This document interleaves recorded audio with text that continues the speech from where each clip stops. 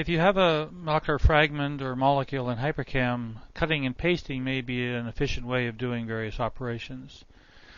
To cut, you first of all have to select the piece you want. You don't have to select a whole molecule. You can select a portion, but whatever is selected is what goes into the clipboard. So you do a copy of the selection into the clipboard, and then if you want to paste, you just go up and paste, and you'll get multiple copies of what's in the clipboard.